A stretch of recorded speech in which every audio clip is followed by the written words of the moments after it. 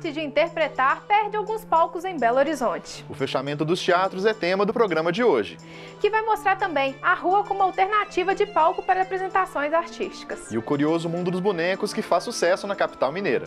Vem com a gente agora no Interface.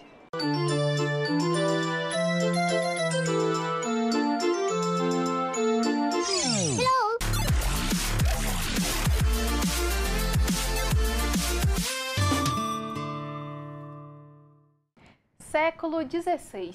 As primeiras manifestações do teatro chegam ao Brasil. E acredite, com a proposta de catequização. Com o passar do tempo, aí sim, foram surgindo diferentes formas de inserir o teatro nas artes e na cultura do nosso país. Ruas, praças e até palácios, tablados, caixotes, palcos, já não era importante onde e nem como. Essa arte foi se fortalecendo e crescendo cada vez mais, abrindo portas para grandes produções nacionais.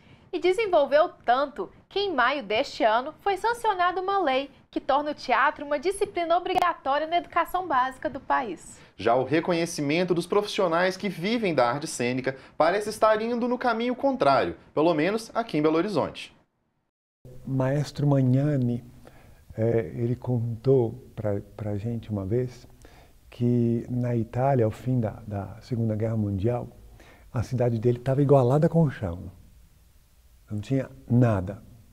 A primeira coisa que o povo daquela cidade ergueu não foi um hospital, não foi um posto de polícia, não foi uma escola, não foi uma igreja. A primeira coisa que o povo da cidade dele ergueu foi um teatro.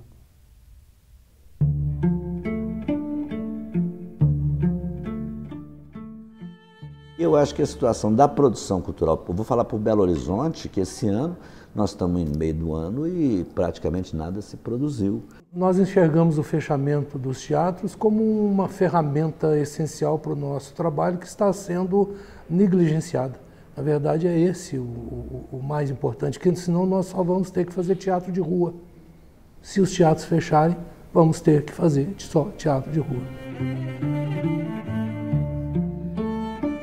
As dificuldades de manter o teatro são muitas. Se você hoje não tem uma programação constante, digamos, 300 e quase 365 dias por ano, fica muito difícil. Segundo, se você não tem leis de incentivo para a manutenção, ou seja, para o básico, que é o custeio do teatro, você também não consegue manter esse teatro. O Teatro da Praça fechou há 10 anos atrás, na Praça Afonso Arinos, simplesmente porque acabaram os patrocínios e não haveria como manter, e a família que é detentora, que é dona do teatro, não quis alugar, não quis mais abrir, preferiu passar para uma entidade, nunca conseguiu, então fechou o teatro. O pior deles é o Teatro Klaus Viana, que eu acho que é um teatro belíssimo, muito bem construído, tecnicamente rico de recursos, e que foi parar, infelizmente, numa tratativa aí com o Tribunal de Justiça, e o Tribunal de Justiça não quis manter o teatro lá, não quis deixar manter o teatro lá, porque aquele teatro é público, ele não era um teatro privado. Foi construído com dinheiro público e é a obrigação desse tribunal manter. Tinha que recorrer ao Supremo? Talvez, mas ninguém foi ao Supremo. Eu acredito que esses fechamentos de alguns espaços na cidade é fruto de uma outra variável econômica que não da cultura. Uma variável de que nós tivemos um crescimento da zona mobiliária de todas as grandes capitais do país e que o custo passou a ser absurdo, e a cidade e o país vai ter que fazer uma discussão. O que você tem em Belo Horizonte hoje é que alguns espaços estão em zonas ou regiões da cidade que são muito caras, que o custo de estar ali é muito caro, e aí não há público que pague aquele custo. Eu acredito que a classe de atores veja o fechamento dos teatros com pesar, com angústia, com decepção, com sofrimento. Hoje nós estamos vivendo um momento muito difícil para a classe teatral, né, porque há uma visão muito restrita do que é fazer arte nesse país. A gente escuta assim, você mexe com teatro? Ai, que bonito, deve ser bom trabalhar assim, né? Mas você trabalha mesmo com o quê? Isso acho que mostra um pouco como que é a visão de quem não passa o dia a dia desse ofício. A gente sempre explorou outras alternativas, mas o que está acontecendo é que as nossas alternativas principais estão acabando, estão se fechando. É lutar para que os teatros não se fechem, não sejam fechados. Não se fecha teatro. Não, teatros tem que abrir mais novos teatros. Eu acho que toda crise, de alguma forma, provoca algumas mudanças positivas, né? Eu costumo dizer que quando a gente está usando essa palavra crise, eu tiro o S da palavra e essa é a nossa tarefa. Nós temos a tarefa de criar. Então a gente tem que estar sempre criando. Essa é uma verdade eterna. Ator não pode parar de criar, não só no palco, mas na vida.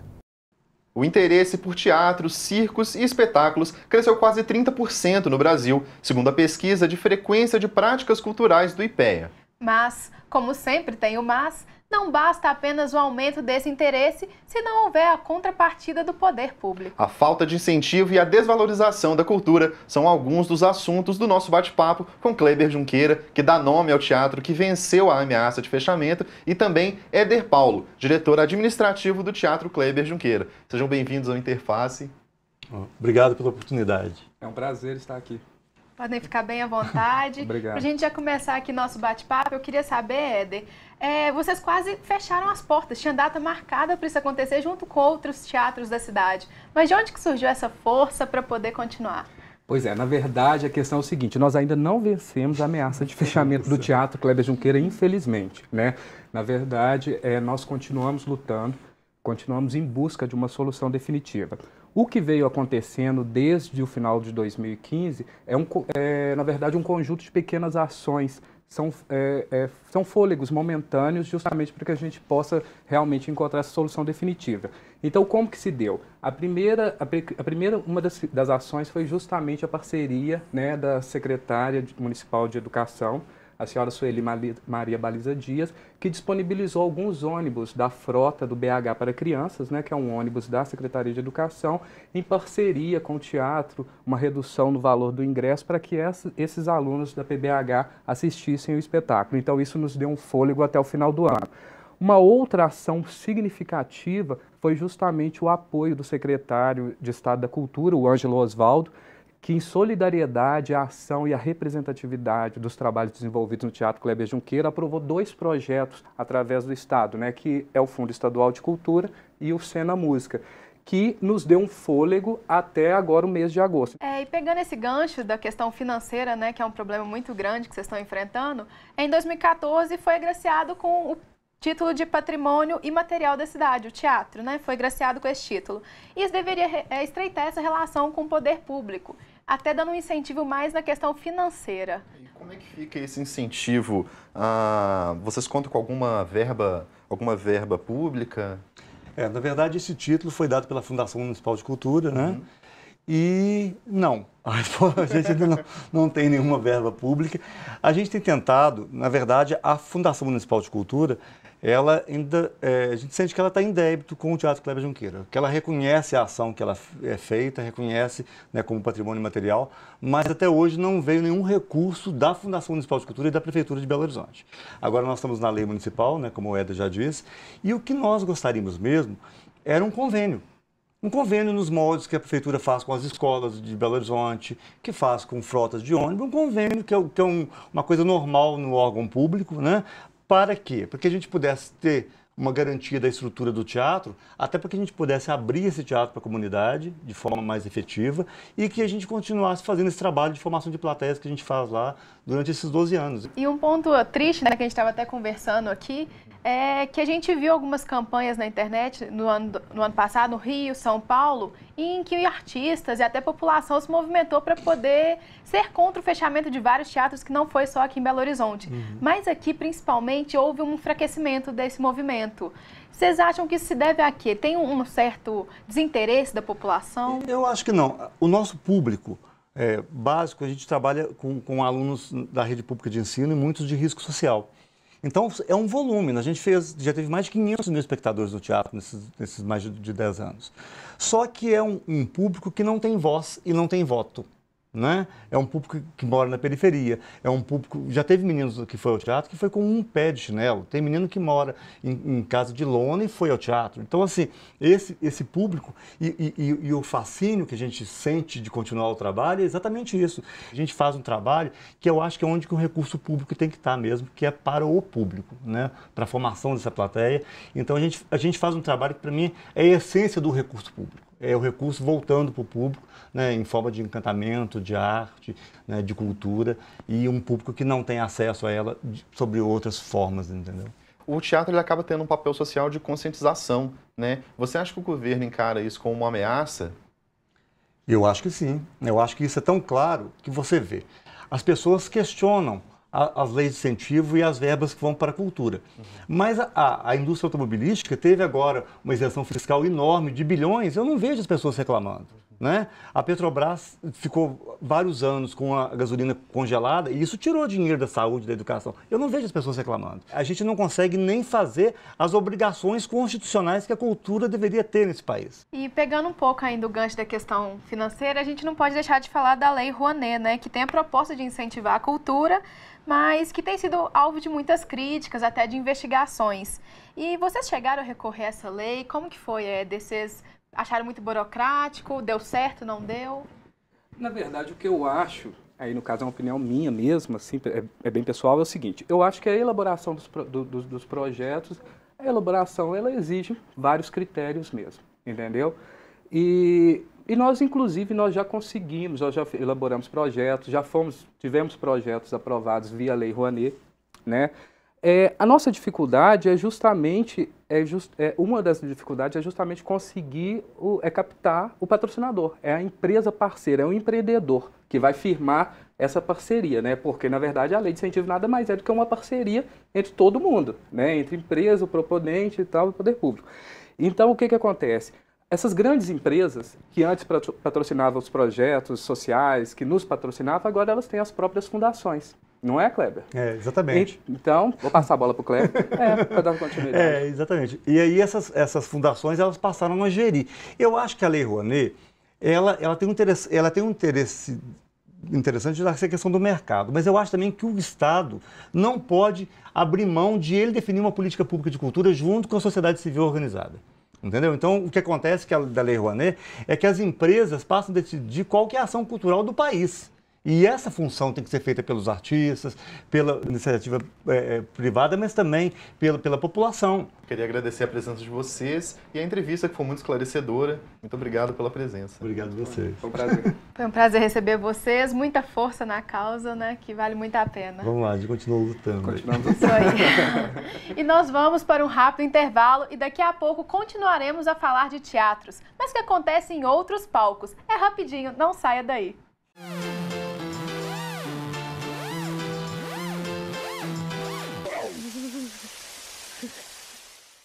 O teatro chega em Belo Horizonte, mambembe, né? No final do século XIX. Em 1906, inicia-se a construção do primeiro teatro, o Teatro Sucassô, que era para ser um teatro municipal. Por outro lado, o teatro na rua sempre existiu e é, até hoje, uma das tradições do teatro de Belo Horizonte.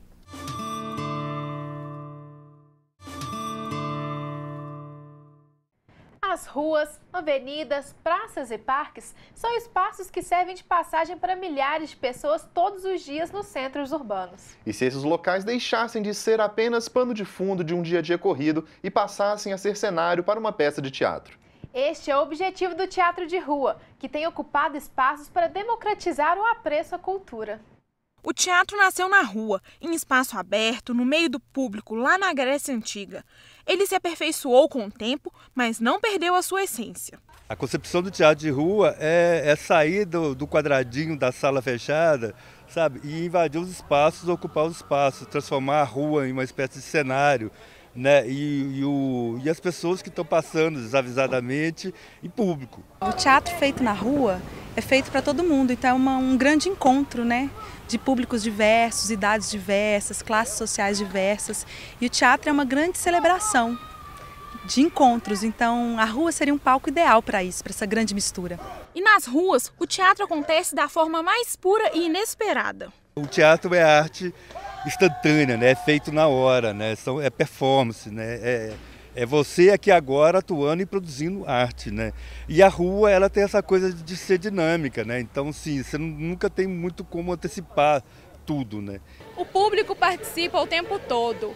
Uma hora ele é espectador, outras cenário e às vezes até parte do elenco. O jogo ele está sempre aberto para os acontecimentos do momento, né? Então, se começa a chover e as pessoas ficam tensas, será que a chuva vai para frente? Será que o espetáculo vai ser cancelado?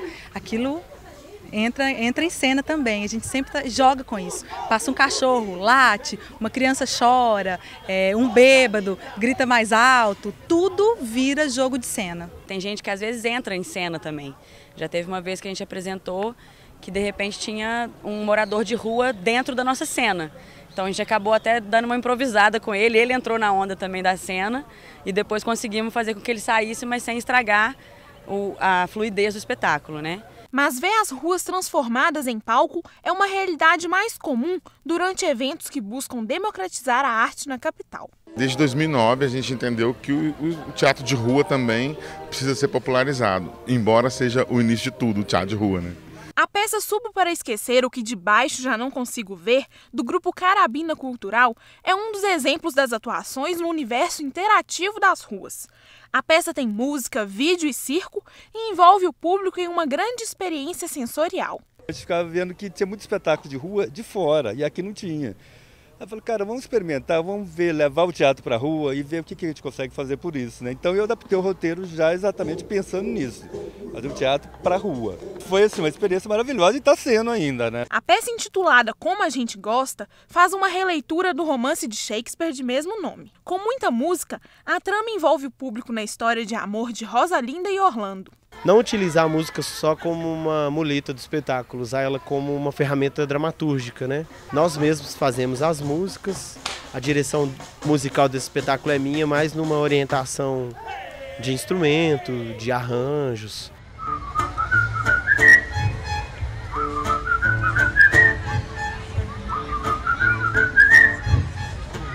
Nós da PUC TV aprovamos os espetáculos e as outras pessoas que estavam lá também. Por você estar ao contato, né? Você cria até meio assim, será que esse cara vai interagir comigo assim? Então é uma coisa bacana. No teatro mesmo, você tem você espera mais do artista, você fica só esperando. Teatro de rua, você tem a oportunidade de participar também, de certa forma. Que a gente pode ver mais de perto e do palco a gente fica meio sentado, sem fazer nada.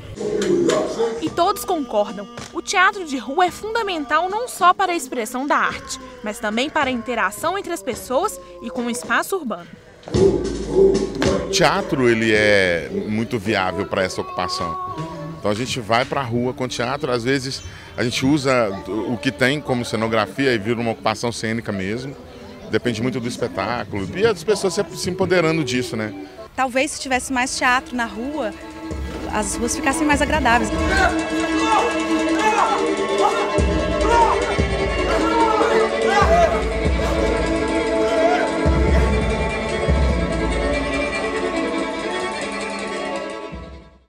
Traços que personalizam as ruas da capital mineira. Produções que já se estenderam a quadros, roupas, bonecos e até móveis. Com um pincel na mão e muitas cores, a Taíde Miranda faz da arte a própria história.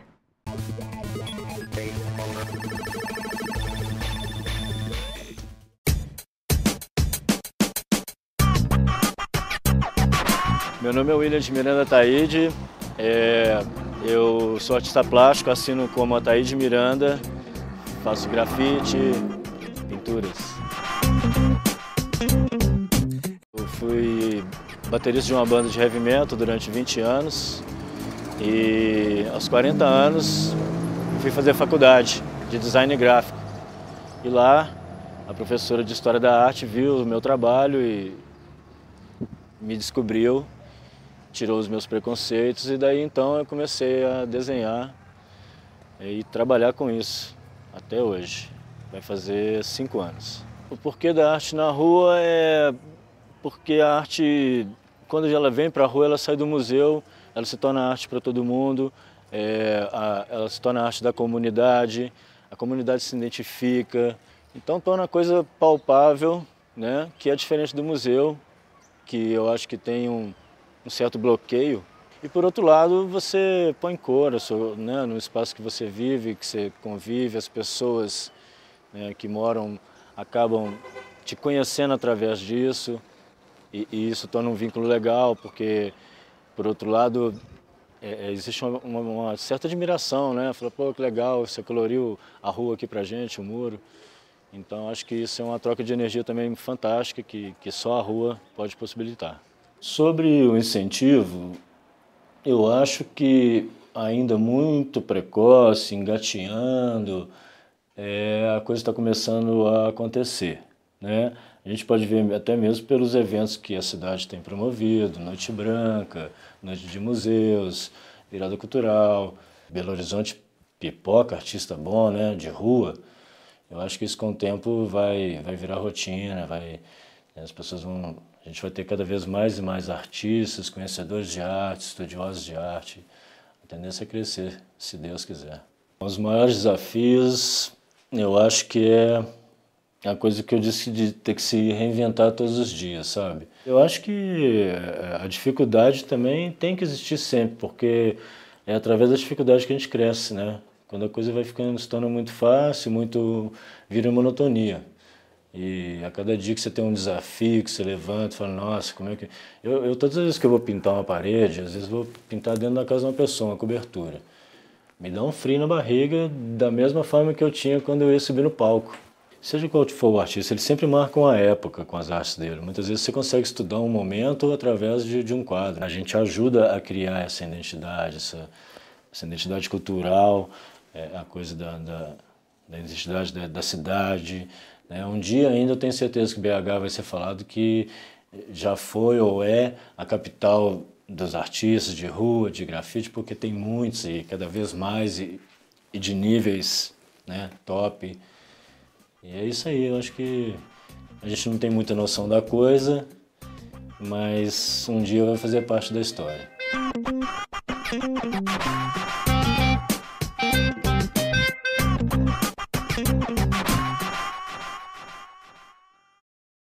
Bonecos que ganham vida com a riqueza cultural brasileira somada à tecnologia. A história dos mais de 40 anos do Giramundo é preservada no maior acervo de teatros de bonecos das Américas, localizado aqui em Belo Horizonte.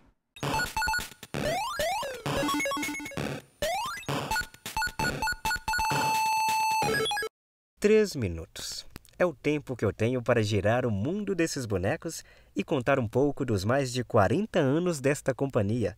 E para isso é ideal que estejam assim, no escuro, quietos, pois a qualquer sinal de luz parecem ganhar vida própria. Vixe, foi só falar. Tá aí o maior dos mentirosos. Desculpe, Pinóquio, mas nesta história só tem lugar para a verdade. E a primeira delas é que esta arte não é de hoje, é ancestral. Surgiu no Oriente, onde os fantoches tinham status de deuses. Aqui no Ocidente, na era medieval, já até cumpriram a missão de evangelizar. Mas o mundo gira colocando as coisas no seu devido lugar. No caso dos bonecos, foram parar nos varais, de onde sempre escapam para estar nos palcos, de onde sempre voltam para estar no museu, onde quase 1.500 deles fazem a conexão, desta vez por um único fio, com a ponta lá em 1970, quando foi criado o Giramundo. Cabe aqui os aplausos aos artistas plásticos Álvaro Apocalipse, Terezinha Veloso e Madu, que deram início a este mundo encantado, movido por música, por dança, por fios e tradição. A gente espera continuar por muitos e muitos anos e que as próximas gerações tenham a força que nós tivemos para deixar o Giramundo e os bonecos bem cuidados. A primeira peça, A Bela Adormecida, que despertou outras belas peças, chegando ao total de 35 em 4 décadas. Não chegou a girar o mundo, mas passou por alguns países. Girou o universo deste pássaro, companheiro de outros que deu mais vida a Hoje é Dia de Maria. Colocou lado a lado a galinha e a onça, mas a reação de uma ou de outra depende do trançar dessas cordinhas. Melhor deixar como estão. Mas bem que eu queria, por alguns instantes, ser um marionetista, só para tirar desse piano uma música que dê mais cultura para nossos meninos. Parecem tão bonitinhos, melhor não arriscar, né? Já este não deu para resistir. Seria bom demais conduzir a fios as ações dos nossos políticos. E se não dá para fazer isso, me contento em encontrar na imobilidade desses bonecos a expressão sensível de artistas. Cada um deles traz uma história que a história deles é de quem desenhou, de quem construiu, de quem fez a roupa, de quem pintou. Então tem um pouquinho de cada artista em cada boneco desse. Meu tempo termina aqui. 3 minutos, se lembra? Já o tempo do Giramundo, tomara que seja infinito, começou no século passado, ainda tímido, chegando ao século XXI, com a promessa de esvaziar esses varais para ir de encontro aos aplausos, que não podem ter fim. O Interface de hoje fica por aqui. Acesse nossas redes sociais, deixe lá seu recado e sugestões. Tchau!